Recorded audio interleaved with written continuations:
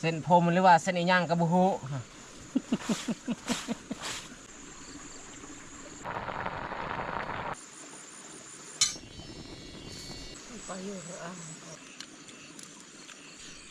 เดือน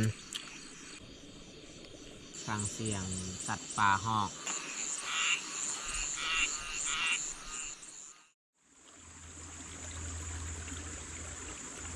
กราบทักทายสบายดีพ่อแม่พี่น้องเบิดสู่คู่สู่คน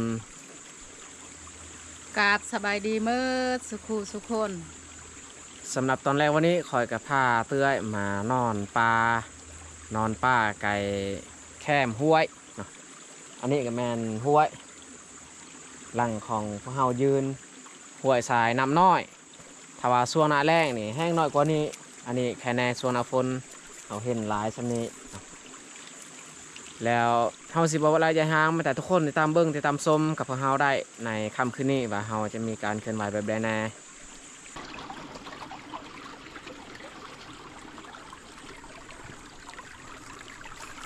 ห้วยสายนี้ก็คันฮอดสวงหน้าฝนหรือว่าสวงฝนตกน้ำขึ้นไล่ได้ทุกคนเลยทุกคนสังเกตเบิ้งนี่ตามแคนน้ำมันไหลจากปลา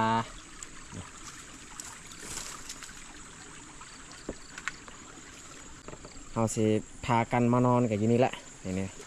จุดนี้ต้องเอาใบไม้มาปูเพราะว่าพื้นดินนี่มันค่อนข้างเปียกชื้นเนาะเก็บฟืน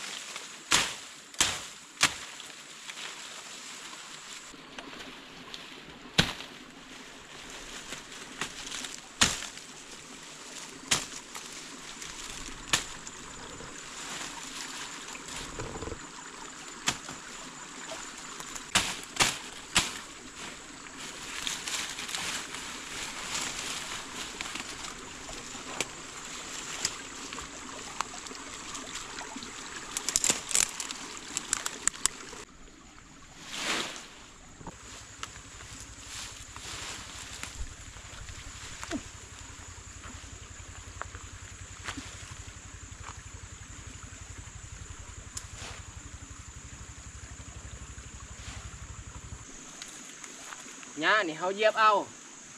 บ่ต้องตัดยันว่าเต้นมันจิกถ้าว่าเขาตัดมันแหลมเขาเหยียบแบบนี้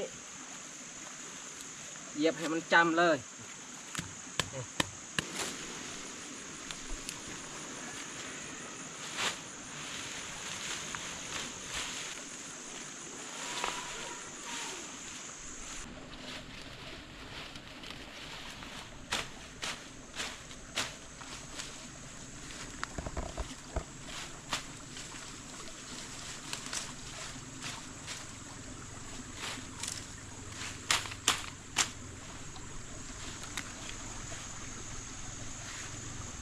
หญ้าเฮาปูก็น่าจะพอแล้วสำนีสำหรับเฮากางเต็นเอาเต็นอันนี้มากาง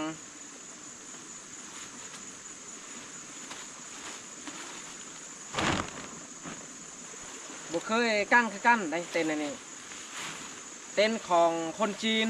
ที่เบายูเพิ่นเอามาจากบริษัทจีนแล้วเต็นที่พวกเฮาเคยกางนี่เบายูเอาไปใช้โอ้มันมีฝุ่นมันติดเต็นอันนี้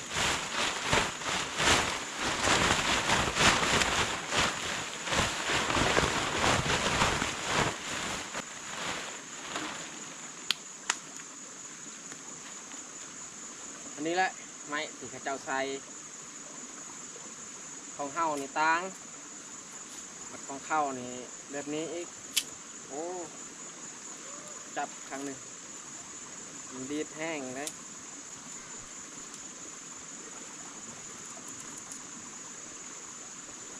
ทำอิดเบายุบเอามาเนี่ยเขาก็บ่ฮู้ว่าจักแม่นในหยังที่แท้นี่เขาใส่เต็น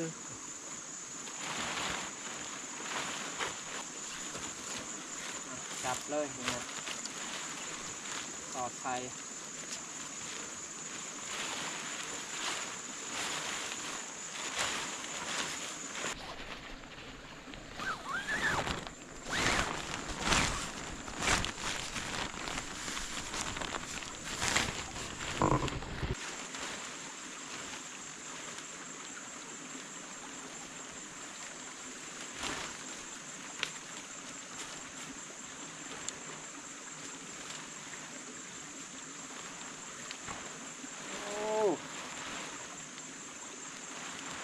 เต้นอันนี้มันอ่อนเนาะไม้อันนี้อ่อน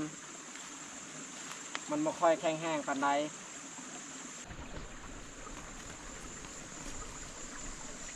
เพื่อตัวครึ่ง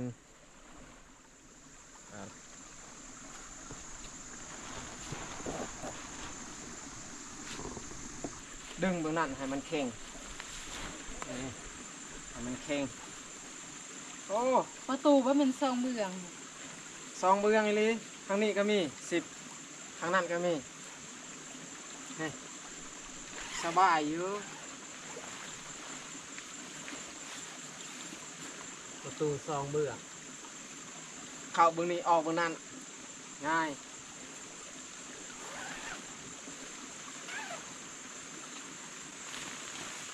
เอาบัตรอันนี้นี่เราต้องพับมันกว้างพับซัมพูดีบอลเขานั่ง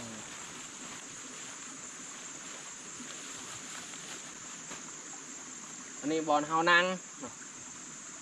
งกินข้าวต้องได้ปูไว้ทาบัตร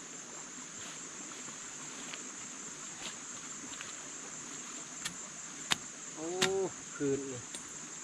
เปียกซึมดังไฟอยู่นี่แหละ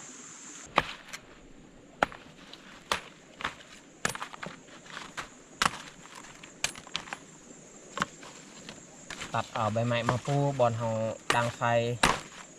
ถ้าว่าเฮาบ่ปูนี่มันบ่ไหม้นะทุกคนนะคืนนี่มันซื่นแห้งเพราะว่าบอลนี้นี่บอลที่ต่ำมันซ่ามันแห้งคันบอลเนินสูงๆนี่มันแห้งไวอยู่อันนี้ก็เสาตกได้หลายมือแล้ว2-3 มือแล้วคนเสาตกแต่ว่าบอลนี้นี่ยังเปียกซึมอยู่โอเคสันเฮาเอาไฟมาไว้หรือว่าฟืนมาไว้ได้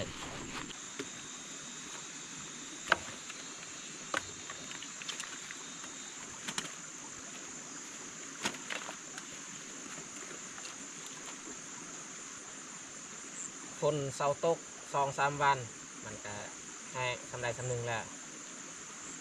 บุคือแต่ก้อนนี่เข้าปลากันยากดังไฟ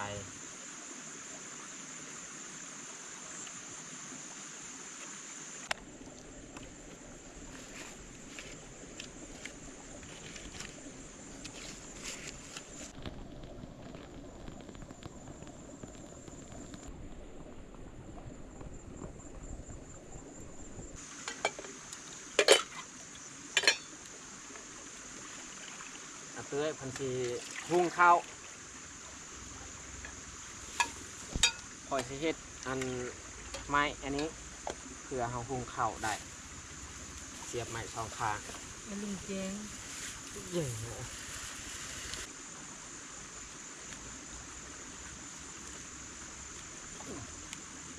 ส่วนนี้ก็น่าจะพอดีแล้ว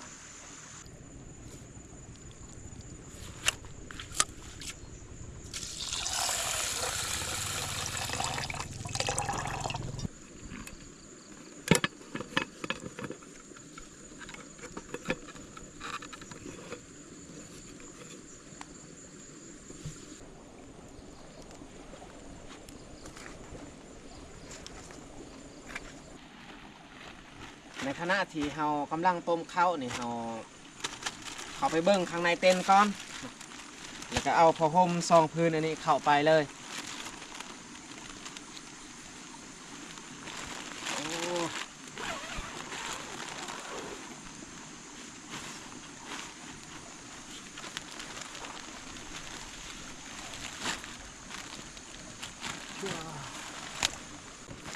อ้ใบเบื้องนี้หีบจำเลยโอ้จะเส้นพรมอยู่ในเต็นท์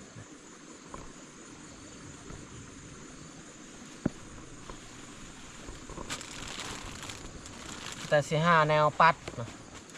หาแนวปัดก่อนครั้งแรกเขาเอามาใส่เต็นท์ของคนจีนที่เบายูเพิ่นเอามาคนจีนนี่เขาเจ้าบ่ได้ใส่แล้วก็เลยบ่ยุบเอามาเฮากับบ่ได้เบิ่งบ่ได้อิหยังดอก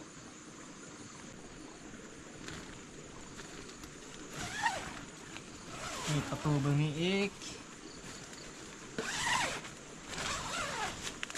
สองข้างมีประตูสองข้างสิปัดออกเส้นผมก่อน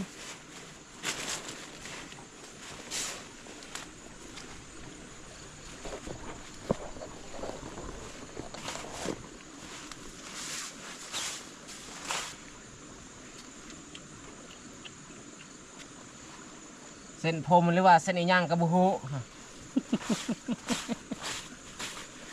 ตายคัก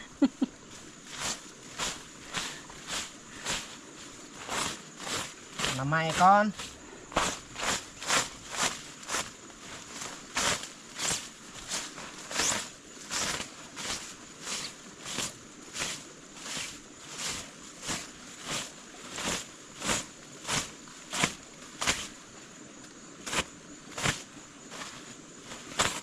พอดอกเบายุบกับบอ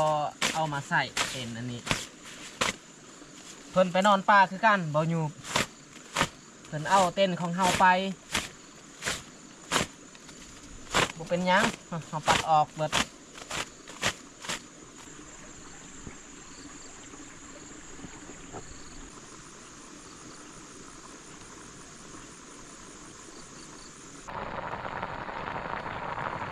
ข้าวที่เฮาต้มกำลังฟด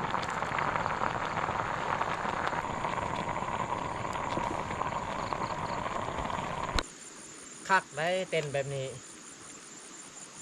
ประตูสองข้างเข้าออกสบายแล้วก็ความกว้างเต้นอันนี้กับเต้นที่เฮาเคยนอนเคยใช้อันนี้กว้างกว่าของเฮาน้อยนึงกว้างน้อยนึงแปลกสุดคนจีนเพิ่นปาไว้ในเต้นอันนี้บอกว่าเพิ่นไปตัดผมอยู่ในเต้นยอมกันได้กับคนจีนเปิดมาเต้นเห็นเส้นผมสงสัยเนี่ยเพิ่นฮีดซิปตัดผมอยู่ในหมดแล้วคนจีนนี่เป็นคนแบบว่าบ่ค่อยอานันต์ปานใดแล้วคนจีนเดี๋ยวนี้เขาก็เมื่อเบิดแล้วเขาบ่ได้เฮ็ดทำพอดีเบายุบก็กลับมาเครื่องคล้องกับเบายุบก็เพิ่นได้เอาเมื่อลายอยู่แบบว่าคนจีนเขาบ่เอาเมื่อแล้วสิ่งเศษเรือแบบมันเก่าแก่มันแห้งอันนี้อันนั้นเขาก็ปาไว้เลยแบบโตเขาเจ้าใส่มันเก่าแล้วเขาบ่เอาเมื่อ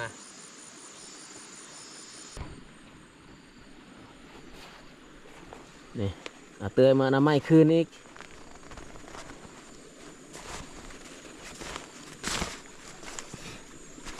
เขาปัดบางทีบละเอียดเพิ่นว่าบ่อยากนอนปันใดมันเปื่อนปัดบละเอียดปัดคืนอีกเป็นยังนี่เส้นผมนี่แหละ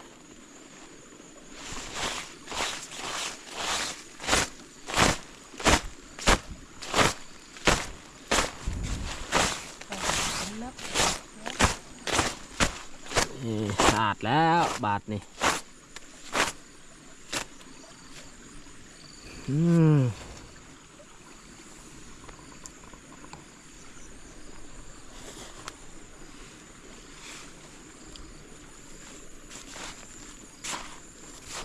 สุกแล้วว่าเขาที่จะต้มฮะ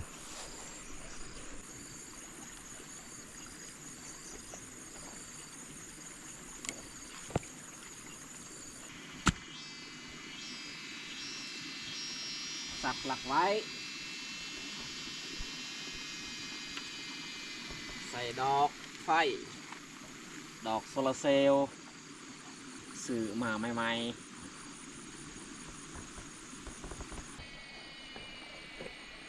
เขานี่มันสุกแล้วเห็ดของกินต่ออีกไม่2 อันหันโบทิมได้เห็ดของกินเขาก็ยังใส่อยู่ได้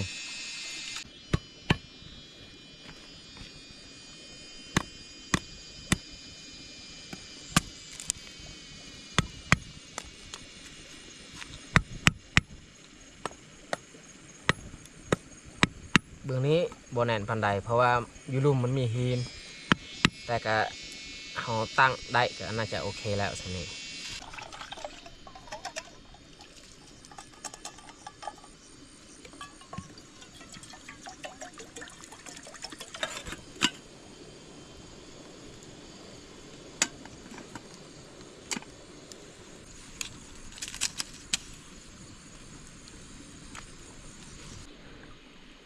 ไข่ยั้งไข่เป็ดหรือว่าไข่ไก่ ไข่ไก่อะ เอาไข่ไก่2 ฟอง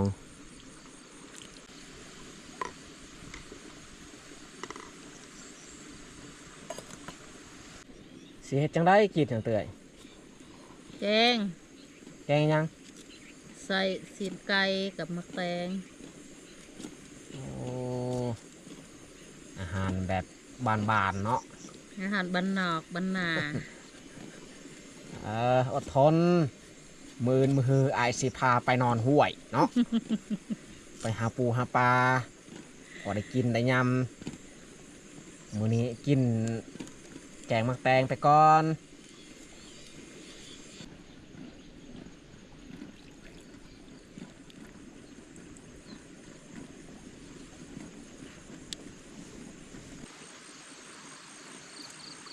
โอ้น้ำพดแห้งให้ไข่ไก่มันสุกก่อน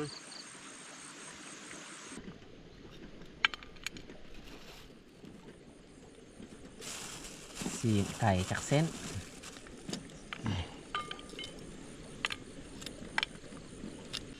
มักแตงอันนี้ก็ใส่เลยนี่ก็ได้เพราะว่ามักแตงก็สุกค่อนข้างโดนคือกันบุคือยอดมะอึสุกไวหรือว่าผักกาด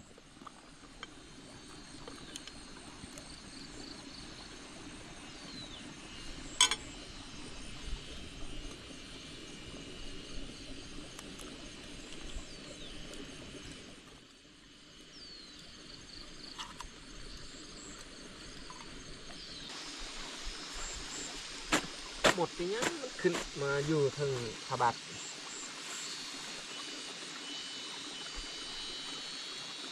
ผาบัดอันนี้ก็เริ่มฉีกแล้วทุกคนเลย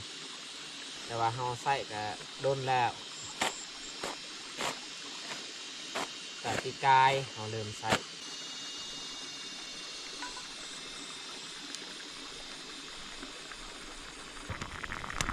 ในแจวนี่ก็ครบแล้วนะผักหอมเฮาใส่มันก็ใส่แจวลงไปยกเว้นแต่น้ำปลาเฮายังบ่ทันใส่อยู่นี่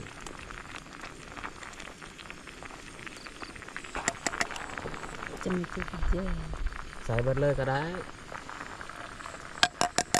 นี่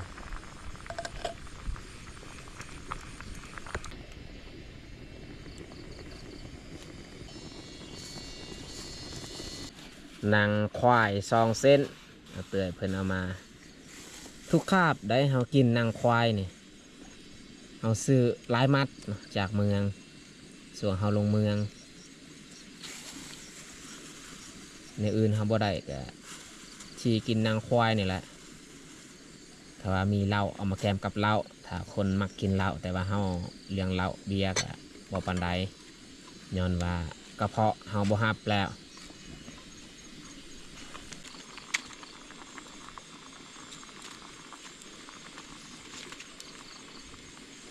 พอดีบ่เกลือเป็นนัวใส่น้ำปลาอีกใส่น้ำปลาหลายๆมันจึงบ่เผ็ดปานใดหรือว่าแป้งนัวอีกมาตื่มใส่ เป็นลวกไก่หวานก็ดียังตำบัดกาดเลย ไหม้สามคาที่เฮาต่อกันนี่ก็มันเริ่มไหม้แล้วได้แต่ว่าของกินเฮาก็ สุก ที่สุกแล้วสุกจิตี้ทำสุกเนี่ยใส่หอมบัวลงเลยใส่หอมบัวลงแล้วก็ปรุง เต้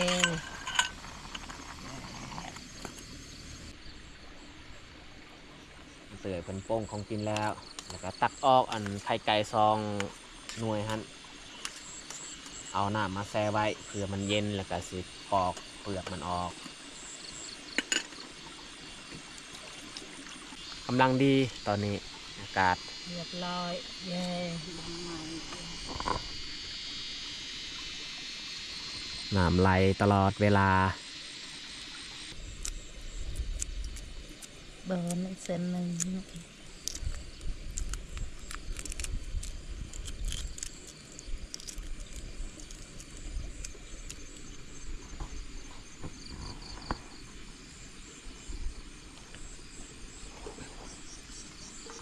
ตักออกเลยข้าวของกิน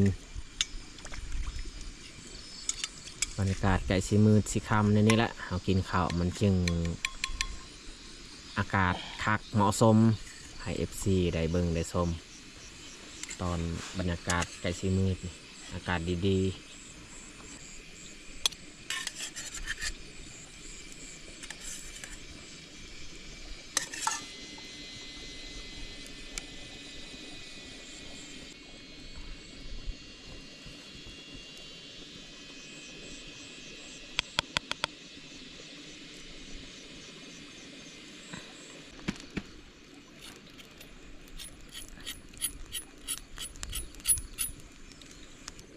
กับข้าวตอนแรงวันนี้ก็เรียบร้อยเนาะเตื่อยเพิ่นเห็ดได้แต่อันแกงหมักแตงใส่ชีสแห้งแล้วก็ไข่ไก่2 ฟองนาง2 เซนกินตามเฮามีนี่แหละกินกับข้าวเจ้า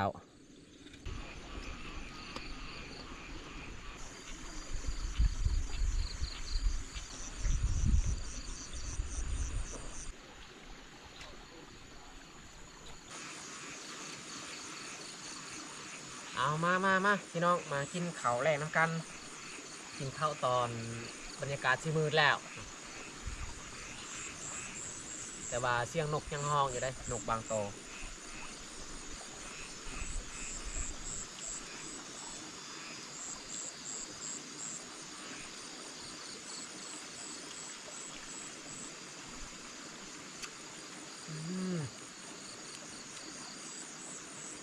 อร่อยมาก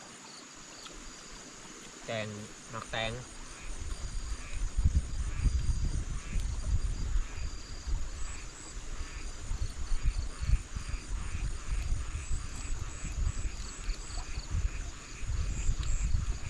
นั่งอันนี้นี่เราต้องรีบกินถ้าว่ามันเย็นจะหน่อยมันแห้งแห้งอีกกินตอนอุ่นๆ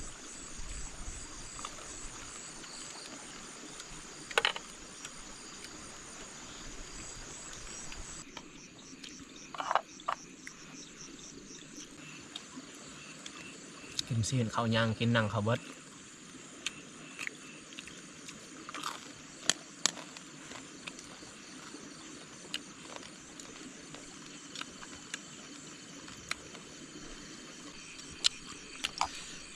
เดือน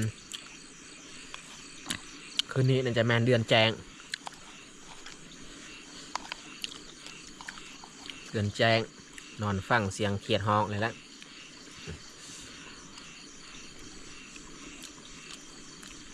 แซ่บบ่ ครับ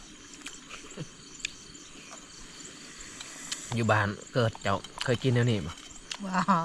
บ่เคย อยู่บ้านเกิดมีแต่กินแจวหั่นแหละบ่มีไผหาปูหาปลา อืม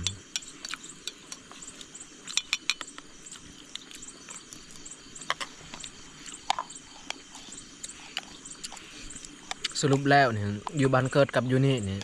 อยู่ไซแบบว่าแค่ไหนกลัวแต่รู้สึก ก็แค่แน่อยู่นี่อันแหละการกินการอยู่ก็แค่แน่อยู่นี่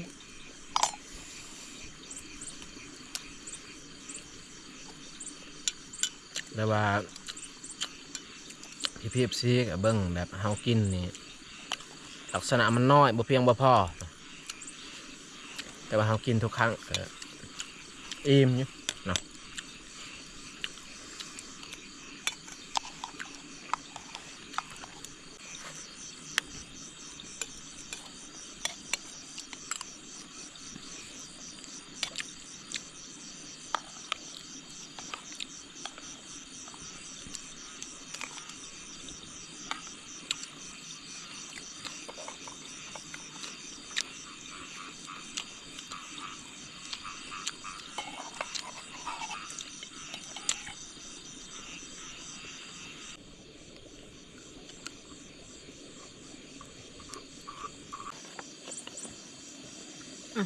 น้ำคือเหลือหน่อยหนึ่ง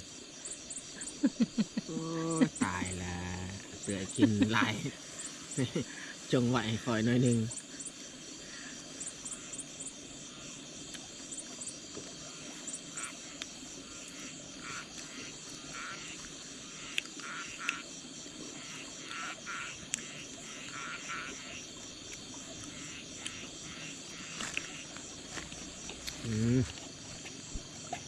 บัด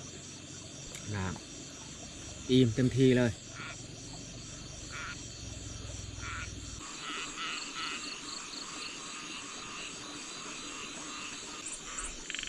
นั่งฟังเสียงเขียดห้องนี่แหละกินข้าวอิ่มรู้สึกว่าสงบดีมาอยู่ในป่าฟังเสียงสัตว์ป่าห้องอิ่มอยู่บ่กินข้าว อิ่ม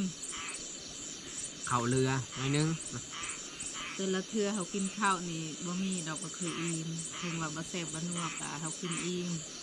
งานอยู่พยายามกิน พยายามกินให้มันดีเพื่ออยู่รอดอันสิหาแนวแซบแนวดีมันก็บ่ได้อีกถ้าว่าเฮาเทียบกับสมัยก่อนนี่ตอนนี้แหละแค่ในกลัวเนาะเฮาได้กินไข่ไก่ได้กินนังได้กินฟีดแห้งอันนี้อันนั้นเนาะสมัยก่อนนี่แห้งบ่ได้ซ้ำเฮากินบัดนี้นี่แหละแต่ว่าตอนเข้าได้นี่เข้าได้ลายได้สมัยก่อนโอ้น้องแหงคักแหงแหนงโดยเฉพาะนี่เวลาเข้าได้สัตว์ป่าส่วนนั้นเขากินแต่สัตว์ป่าเลยแล้วเครือเป็นนัวเนี่ยเขาอึดบ่มีได้สมัยรุ่นพ่อ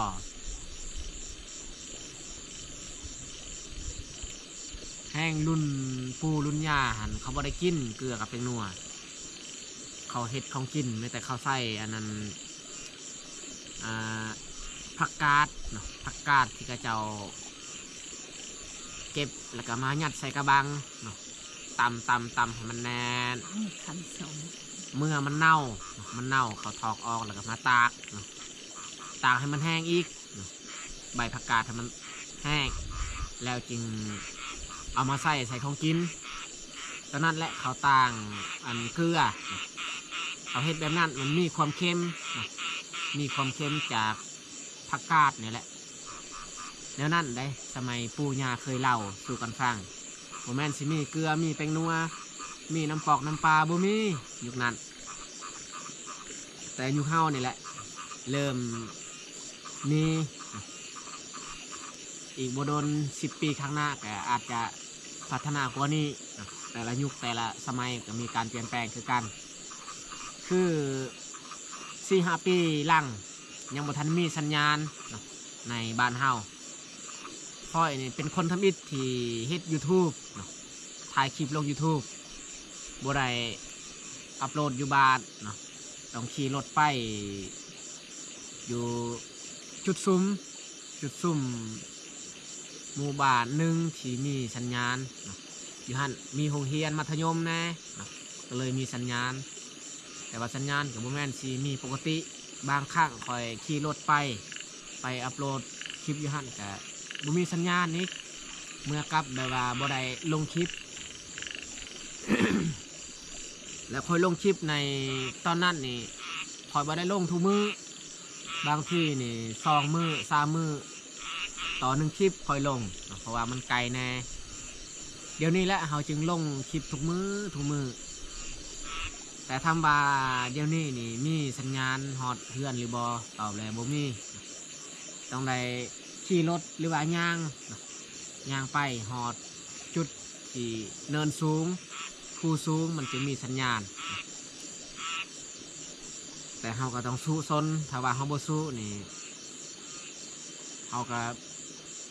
บ่มีเงินสิซื้อเครื่องเป็นนัวนี่แหละเนาะ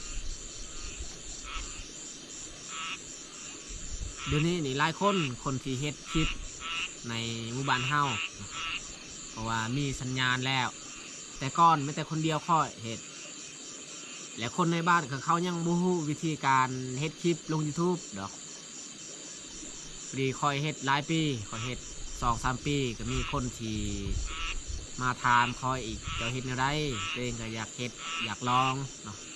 เลยเฮาก็บอกให้เขาแล้วก็บางคนเขาก็ได้ตั้งซองให้เนาะให้เขาเฮ็ดคลิปต่อเนาะแล้วก็เขาก็แนะนำวิธีการเฮ็ดคลิปการสร้างรายได้รายรับให้เขาเนาะ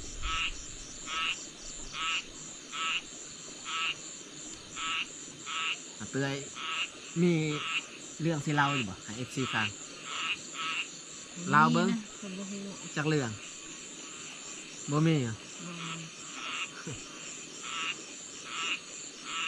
เรื่องที่ปู่ย่าเล่าให้ฟังเขาก็บ่จือ บ่จือแล้วโอ้ย มีแต่เบาหยาบทันแล้วมีเรื่องที่เล่าเรื่องคำพาพี่น้อย คำพาพี่น้อยนี่มันยาวเรื่องนั้นนี่คอยฮู้แต่ว่ามันยาวคันเฮาเล่านี่ก็เป็นชั่วโมงพุ่นแหละ ยาวกับเราให้ FC พัง จังน้อย FC สิรำคาญมันยาวเกินไป เพราะว่าคลิปของเฮาก็ค่อนข้างยาวแล้วเอานั่งอยู่นี่ก็ค่อนข้างโดนแต่สิพากันเข้าเต้นเลยนะไปงานเข้าไปในเต้นนอนฟังเสียงกบเสียงเขียด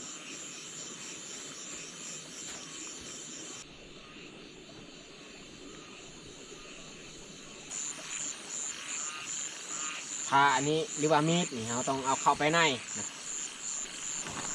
เข้าไปในบางทีมีกรณีฉุกเฉินเราต้องจับอันนี้และอันดับแรกเบื้องนั้นนี่เราปิดแล้วประตูเบื้องนั้น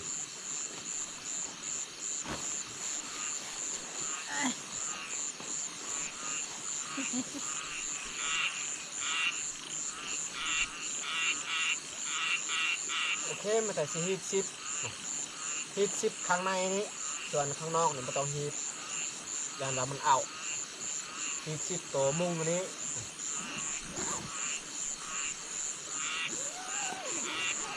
ตัวนี้ฮีทซิป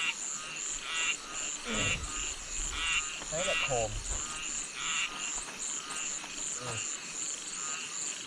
มก็อยู่ในลายอยู่ในกรณีฉุกเฉินเขาก็ขนาดได้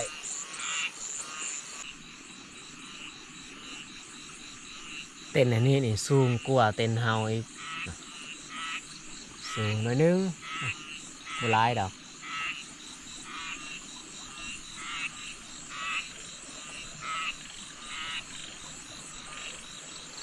โอ้ยนอนแล้วทุกคนนะ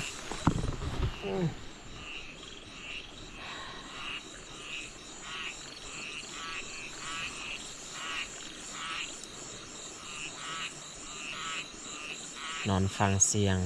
ธรรมศาสตร์ เสียงเขียดห้องแอกแอกแอกแอก